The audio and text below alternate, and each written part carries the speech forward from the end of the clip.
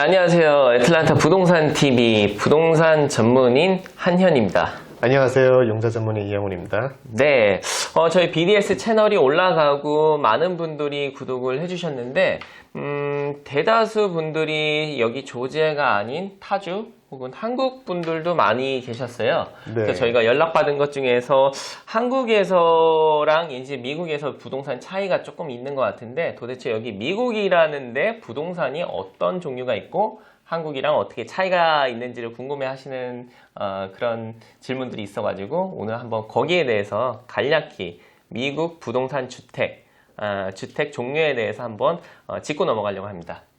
네. 아무래도 한국이랑 미국과는 기후적인 차이도 있고요. 네. 미국 내에서도 사실 스토커라든지 벽돌집, 그 재질에 대한 종류도 다르지만 구조에 대한 다른 점도 많이 있는 걸로 준비해 주신 거 제가 간략하게 봤는데 네. 정말 놀랐어요. 네. 저희가 지금 거주하고 있는 여기 조지아의 흔히 많이 볼 수 있는, 접할 수 있는 주택 종류로 오늘 준비를 했고요. 주마다 조금씩 특징이 있는 주택들 혹은 뭐 이런 도시 같은 뉴욕 같은 이런 도시는 아무래도 빌딩 위주로 이런 좀 오래된 건물들 위주가 많기 때문에 조금 차이점이 있다는 것을 참고로 알아두시면 될 것 같습니다. 네, 그래서 여기 미국 주택 형태를 조금 알아보려고 하는데요. 우선 먼저 아파트먼이 있습니다. 그래서 흔히들 아파트라고 하고요. 고층 아파트인가요? 네, 여기 조지아 같은 경우는 아파트먼이 고층 아파트는 아니고요. 낮게는 2층에서 한 4층, 4층 정도의 높이가 대부분 저희가 많이 접할 수 있는 아파트라고 보시면 되고, 아무래도 아파트라는 개념이 한국이랑은 많이 틀려요. 저도 아파트에서 많이 살았지만 네. 미국 아파트도 그렇고 한국 아파트도 그렇지만 굉장히 다른 느낌. 이걸 아파트라고 불러야 하나? 그렇죠. 그러니까 아파트라는 거는 자체 내 소유권은 없습니다. 그래서 월세라고 하죠. monthly 렌트를 해가지고 다달이 이렇게 월세 형식으로 다달이 내는 그런 리스 프로퍼티라고 생각하시면 되고요. 당연히 그렇기 때문에 소유권도 없고 대신 아파트의 장점은 그 안에 매니지먼트 관리를 해주는 관리 회사가 상주하고 있습니다. 그래서 아파트에 뭐 문제가 있을 경우에 연락하면은 본인 집이 아니기 때문에 그쪽에서 다 수리라든지 리페어를 거주 기간 동안 해주는 게 장점이라고 볼 수 있고요.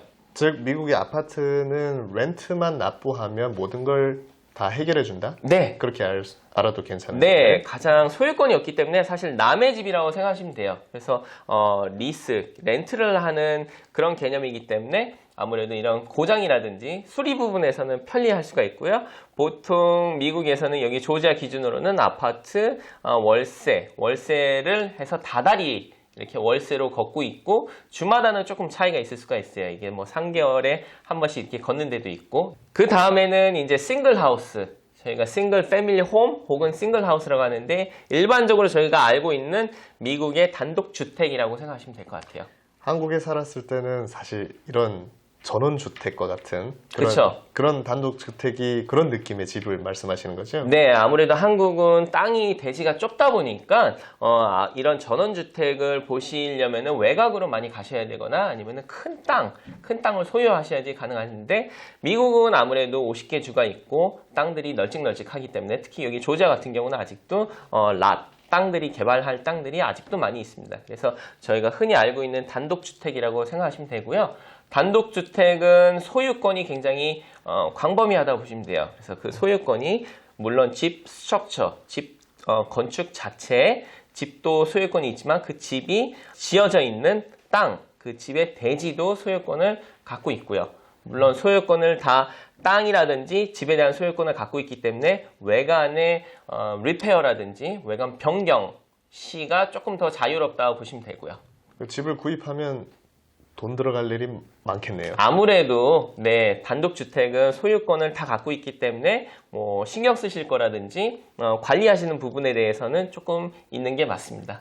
하지만 층간소음이라든지 전혀 이렇게 없죠. 좀 그런 건 전혀 없이 네, 자유롭게. 네, 아무래도 뭐 집집마다 조금씩 틀린데 뒤에 정원이 있는 집들도 있고 또 정원이 그렇죠. 굉장히 큰 집들도 있고 저 외곽에 가면은 조지아는 또 집에서 정원이 몇 에이커 카운티에서 허가를 내주는 그 규정이 있는데 말을 타고 말도 키우는 경우도 있고 소를 네. 키우는 경우도 있고 이렇게 큰 정원이 일정 크기 이상이면 허가가 나오기 때문에 이렇게 가축을 기를 수 있는 집들도 종종 있습니다. 골프를 치시는 분도 있다고 그러시더라고요. 네, 예, 맞습니다. 네. 네, 큰 집들 같은 경우는 집에서 이렇게 조그만 골프장을 소유하는 집들도 있고요. 네. 네, 이런 단독 주택이 있고요. 그 다음은 저희가 좀 아까 언급했었던 콘도미니엄이라고 있습니다. 서류상에서는 콘도미니엄이라고 해요. 근데 저희가 줄여서 콘도라고 할게요. 미국에서 콘도는 한국이랑은 조금 개념이 틀려요. 콘도 같은 경우도 방금 언급했었던 단독주택이랑 마찬가지로 소유권이 있습니다. 대신 소유권이 조금 개념이 틀린 게 콘도가 이렇게 고층 콘도, 특히 여기 조지아 같은 경우는 고층 빌딩이 많이 없습니다. 그래서 콘도의 특징이 젊으신 분들, 인구 밀도가 높은 지역 혹은 얼번이라 그러죠. 이렇게 도시, 시티, 이렇게 다운타운이라든지 미드타운 이런 도시 중심의 이렇게 높은 고층 빌딩 이런 형태로 조지아는 많이 있고요. 이렇게 6층 이상 있는 빌딩을 저희가 하이라이즈라고 해요. 높다 그래가지고 하이라이즈. 그리고 보통 5층에서 한 10층 정도 빌딩을 미드라이즈라고도 표현을 하고요. 그래서 이렇게 콘도가 건물이 이렇게 있는데 콘도의 소유권 같은 경우는 유닛마다 있습니다. 그래서 각 그 건물 안에 있는 유닛에 대한 소유권을 갖고 있다고 생각을 하시면 되고요. 이게 계약서상에는 유닛의 소유권이 있지만 더 디테일하게 말씀을 드리면 계약권상에는 에어스페이스라고 합니다. 그래서 유닛이 이렇게 있으면 박스잖아요.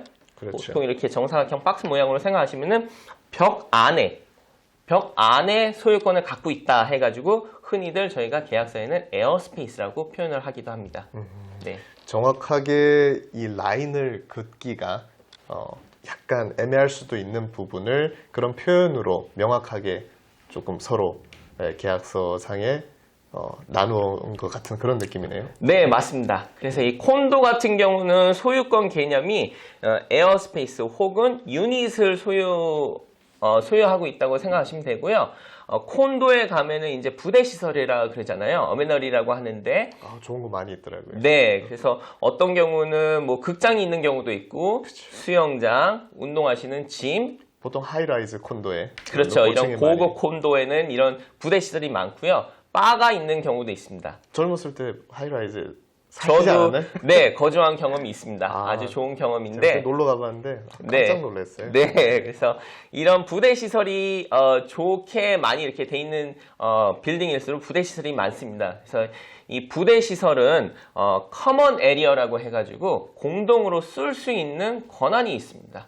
좀 비용을 내야 되지 않나요? 네, 사실? 그래서 아무래도 이렇게 부대 시설이 좋을수록 그런 monthly 페이먼이라고 그러죠. HOA라고 흔히 말하는 홈 오너스 어소시에이션이라는 협회. 네, 그래서 홈 오너스 어소시에이션이 한국말로 굳이 표현을 하면은 입주자 대표회, 곧 뭐 반상회 비슷한 개념이고요. 거기에 납부하는 회비. 네. 반상 회비라고 생각하시면 되고 이런 부대 시설이 좋을수록 그 회비가 높게 측정이 됩니다. 이런 하이라이즈 콘도에 대한 부대 비용도 많이 들지만 저는 깜짝 놀랐어요. 예전에 콘도라고 그랬는데 그런 콘도를 상상했는데 타운하우스처럼 그냥 일반적인 높이의 건물이었는데도 콘도라고 부르더라고요. 네, 대신 회비가 조금 낮았던 그런 걸로 기억이 납니다. 네, 그런 형태의 주택도 콘도의 오너십이 이렇게 명시되어 있는 건물도 있습니다. 네. 그래서 이런 형태의 콘도도 있고 꼭 콘도라고 이렇게 높은 빌딩이 아니고요. 요즘은 또 대세가 이제 시니어들, 이제 연세가 조금 있으신 분들은 이런 높은 빌딩보다는 낮을수록 좋죠. 들어가고 나오기 좀 쉽게 만든 형태. 네, 그래서 입구가 뭐 계단이 없다든지 뭐 이렇게 넓다든지 이렇게 해가지고 시니어 커뮤니티 같은 경우는 렌치하우스 저희가 1층 집이 있잖아요. 이게 이렇게 두 개가 이렇게 맞물려 있어가지고 이렇게 붙어 있는 형태의 콘도미니엄도 있습니다. 그래서 꼭 콘도미니엄이라고 해가지고 저희가 높은 빌딩만 생각하실 필요는 없고요. 이렇게 돼 있는 게 오너십이 이제 콘도미니엄이라는 오너십으로 형태의 주택이 지어진 집들도 있고요. 그렇죠. 네, 그래서 콘도미니엄 같은 경우는 저희가 융자할 적에 타운하우스라든지 다른 주택에 비교했을 적에 조금 가이드라인이 조금 틀린 경우가 있어요. 특히 손님께서 FHA 융자라는 거를 신청을 해가지고 FHA 융자를 통해서 집을 구입을 하실 적에 콘도 같은 경우는 조금 적용되는 가이드라인이 틀린데 거기에 대해서 한번 간략히 한번 설명해 주시죠. 정말 가장 중요한 포인트를 여쭤보셨어요. 네. 이 퀴즈를 하신 것처럼 네. 제가 퀴즈를 받은 느낌인데 사실 제가 대답을 알고 있지만 콘도를 구입하시는 분들은 일반 융자는 괜찮습니다. 네. FHA 융자를 보고 계신 분 중에 콘도를 쇼핑을 하셨다. 그렇다면 꼭 이 해당되는 건물이 HUD, US Housing and Urban Development라고 하는 HUD라는 기관의 웹사이트에 이 콘도가 액티브한지 등록되어서 액티브한지 그렇지 않은지를 꼭 확인해야 됩니다. 네, HUD 방금 말씀하신 연방주택국이라고 흔히들 말을 하고요. 네, 이 허가, 퍼미션 나오지 않았다면은 절대 FH 융자를 받으실 수 없습니다. 네, 방금 말씀하신 것처럼 콘도를 구입을 이제 생각하시는 분 중에서 융자 타입이 FHA 융자 같은 경우는 미리 사전에 그 빌딩이 허가가 돼 있는지를 먼저 알아보시고 진행을 하시는 게 맞고요. 네, 보통 융자 회사에서 다 알아봐 주시겠지만 여기 웹사이트를 제가 하나 올려드릴 테니까 네. 들어가서 직접 해당 커뮤니티 이름을 찾아보시면 아실 수 있습니다. 네, 이렇게 콘도미니엄을 알아봤고요.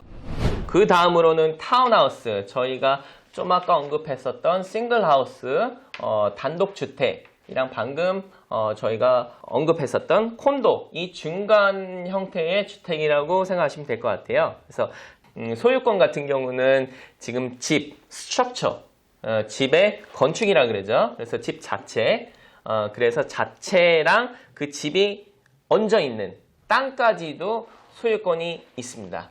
그렇죠. 네. 약간 중간 형태라고 보여지네요. 네, 그래서 엄연히 콘도미니엄이랑 타운하우스 이렇게 서류에 보면은 소유권의 피심플이라고 합니다. 그래서 일반 주택, 단독주택 같은 경우나 이런 타운하우스의 소유권은 피심플이라는 타입의 소유권을 갖고 있고요.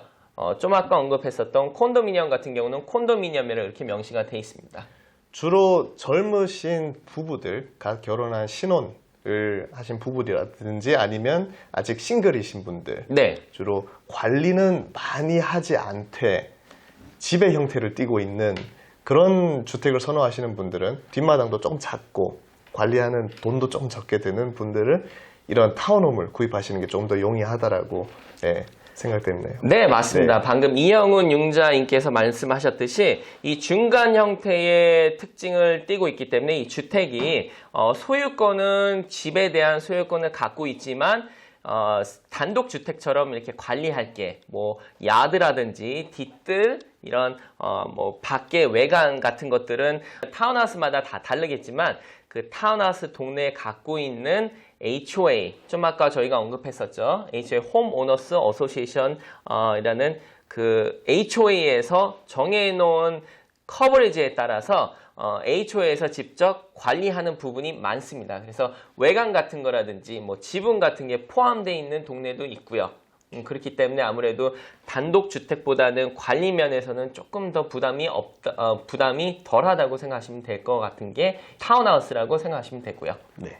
네, 그리고 이 타운하우스를 제가 말씀드렸었는데 HOA라는 걸 말씀드렸었는데 입주자 대표회의 HOA, 이 HOA도 타운하우스 같은 경우는 monthly, 매달 이렇게 HOA fee를 납부하는 경우가 있고 혹은 3개월 혹은 6개월 단위로 이렇게 납부를 하는 동네마다 조금씩 틀린데 이 HOA를 안 내게 되는 경우에는 조자 같은 경우는 조자 기준으로는 HOA에서도 그 집에다가 미납된 거에 대한 저당을 설정을 할 수가 있습니다. 동네 반상회비라고 절대 결코 간과하시거나 무시하시면 안 된다라는 말씀을 주시는 건데 제가 다른 유튜브에도 좀 많이 본 것 같아요. 네. 이 내용이 HOA 이 납부에 대해서 굉장히 중요하게 생각하셔야 된다라는 거를 말씀해 주시고 계세요. 네, 그래서 이 HOA가 미납될 경우에는 나중에는 결론적으로는 집에 저당권이 잡혀가지고 집의 거래가 중지가 될 경우도 있습니다. 그래서 언젠가는 반드시 내야 되고 이거는 어쩔 수 없는 거기 때문에 함부로 무시하면 안 되는 것 같아요.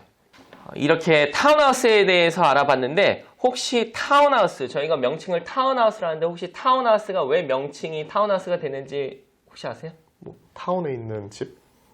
타운에 있는 집 어떻게 보면은 맞는 것 같은데 이게 중세 유럽 카톨릭 문화권에서부터 시작이 됐고요.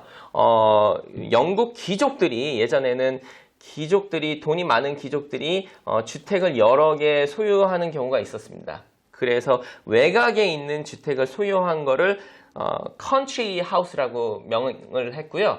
이렇게 수도 도시의 주택을 소유한 거를 타운하우스라고 명칭을 했다고 합니다. 그래서 이게 2차 세계대전 이후에 미국으로 넘어와서 보편화된 주택 형태라고 생각하시면 되고요. 반대로 한국에서도 잠깐 타운하우스 붐이 잠깐 일어났는데 여기 미국처럼 그렇게 장점이 많지 않아서인지 보편화되지는 않았어요. 그래서 한국에서는 2000년도에 용인이라는 도시에 동탄 신도시 대규모 타운하우스를 조성한 적이 있습니다.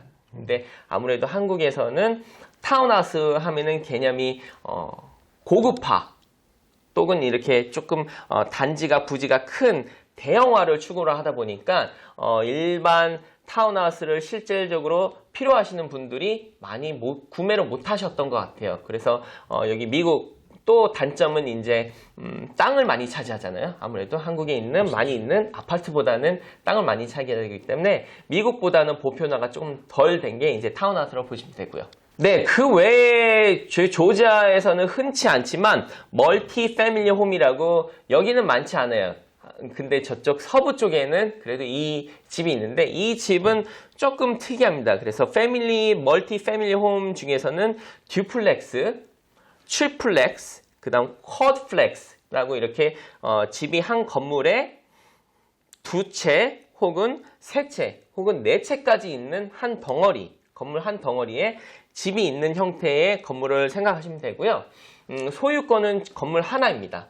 그래서 이런 집 같은 경우는 보통 투자 용도로 많이 쓰이는 주택이라고 생각하시면 되고 이렇게 2채, 3채, 4채 한 건물이 있는데 보통 한 건물에 현관 들어가는 입구 현관을 기준으로 2개에서 4개 있는 경우가 해당이 되고요. 이 현관이 5개가 있으면은 아파트먼트로 간주가 됩니다. 보통 뉴저지 쪽이나 이런 동북부에 거주하시는 분들은 이런 형태의 프로퍼티를 많이 익숙하실 거예요. 네. 하지만 여기 조지아는 많이 없는 형태의 주택입니다. 네, 오늘은 미국 부동산 주택 종류에 대해서 알아봤고 그 차이점에 대해서 조금 이렇게 훑어봤습니다. 이렇게 종류가 주마다 조금씩 틀리고 주택 형태도 조금씩 틀린 것처럼 저희 생활 패턴이나 방식에 맞춰가지고 전문가와 미리 본인에 맞는 주택 형태를 상의를 하셔가지고 진행을 하시는 게 좋을 것 같습니다. 이렇게 여러 형태를 알아봤고요. 나중에 또 저희가 또 궁금한 거를 댓글로 많이 달아주시면은 또 열심히 준비해가지고 좋은 정보 많이 드리겠습니다. 지금까지 애틀란타 TV 한현이었습니다. 네, 이영훈이었습니다. 감사합니다. 네, 감사합니다.